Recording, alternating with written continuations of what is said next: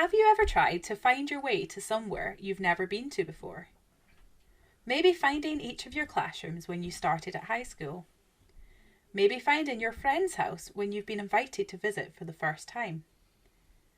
Maybe looking for a holiday cottage you've booked in the middle of the countryside. Or even finding the toilets in an enormous shopping centre.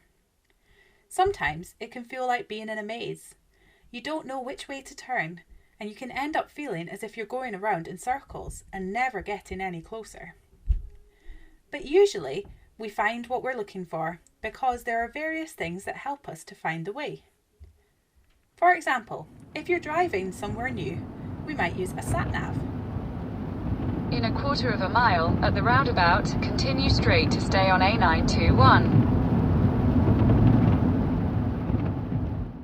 Or we can pay attention to the signs which point us in the right direction. We can watch and listen for clues. For example, if you've been for a walk in the woods and can't find your way out, you might hear the noise of traffic and move towards that noise until you find the road.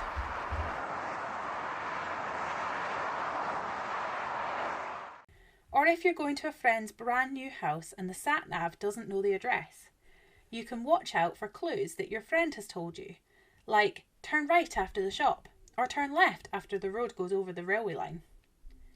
Or we can ask someone who knows the way for help. For example, when we start high school, there are often senior pupils who will help you by leading you from one classroom to the next. Today Ray is going to be talking about someone in the Bible whose job it was to show people the way, not to a place, but to a person, Jesus. For those of us who are friends of Jesus, we can show people the way to Jesus. We can be like a signpost pointing the way to Jesus, so that other people who don't know him can meet him and get to know him. But what does it look like for us to be a signpost? Jesus isn't asking us to stand on a street corner holding a signpost that says Jesus.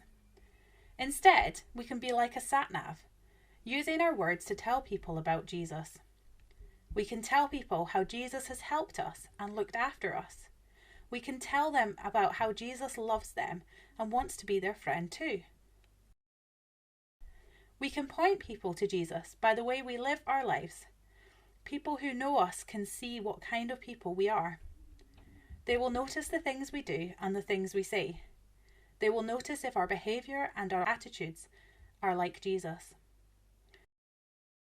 And we can introduce people to Jesus by coming alongside them, helping them, caring for them, taking an interest in them.